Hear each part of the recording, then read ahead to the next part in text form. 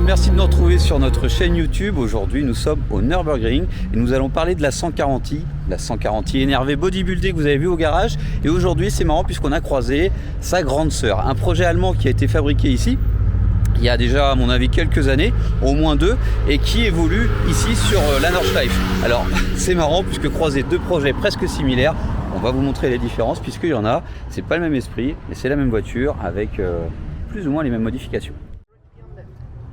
Vous pensiez très certainement qu'il y avait une seule 140i de ce genre, et non, il y en a une deuxième. Alors le projet est complètement différent, beaucoup plus voyant puisque la couleur violette et Mario jaune, ça fait quelque chose de très flashy.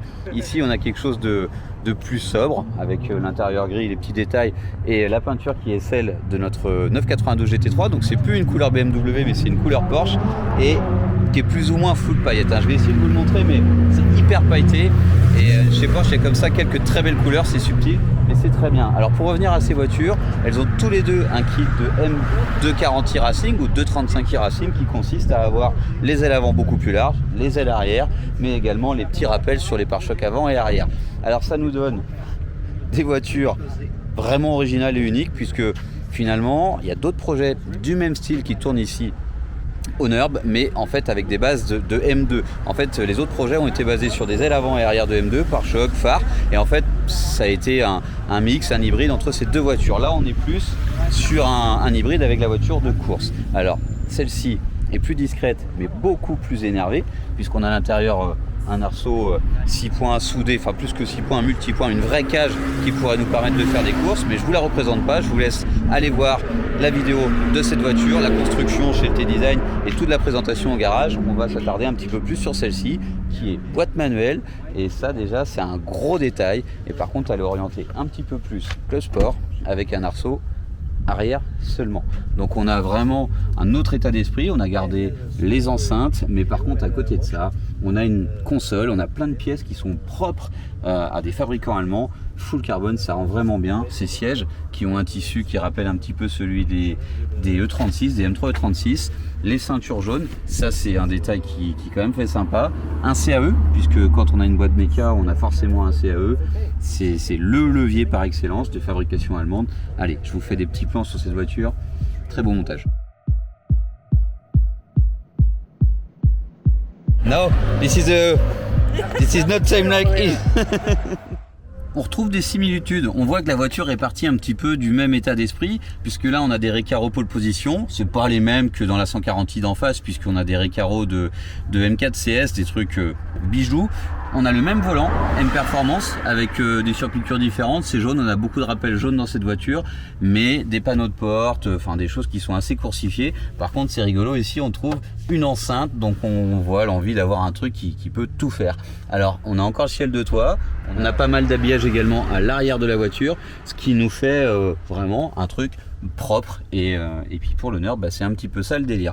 Donc en face on aura quasiment une voiture de course, et ici on a un club sport très abouti. Alors je vous parle un petit peu des détails esthétiques, mais si je peux vous faire des plans, la voiture est quand même bien énervée en termes de train roulant et de châssis, puisqu'on retrouve des KW compétition, des bras rotulés et toutes les choses qui font qu'une voiture ici peut aller très vite. Alors vous notez également que le capot n'est pas d'origine, on a un style GTR mais qui est beaucoup plus gentil que celui qu'on a sur cette voiture. Alors on essaiera de vous faire des plans qu'on prendra dans les précédentes vidéos pour faire un petit peu de comparaison, mais vous le voyez tout de suite, toutes les pièces ne viennent pas du même fabricant.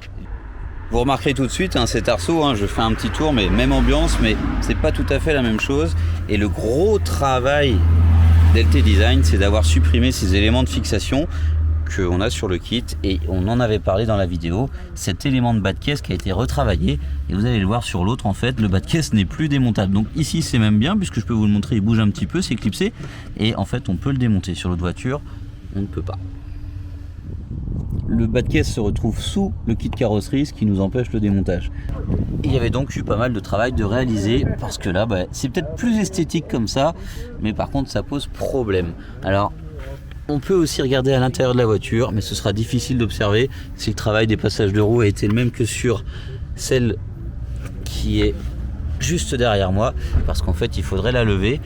On peut observer des KW juste ici. Détail important qui fut un petit peu un échec dans la préparation de la 140i MBZH qui est ici, c'est le toit carbone. Vous le voyez, celle-ci en est équipée et nous, faute de délai, ça n'a pas été le cas. Et si, on peut observer aussi que sur le toit, on a 2 nervures, un petit peu dans l'esprit des M4 qui a été ajouté. Je vous montre ça de suite, ça donne vraiment un effet plus racing. Ici, vous trouvez une nervure, et juste de l'autre côté, qui donne vraiment un effet sympa.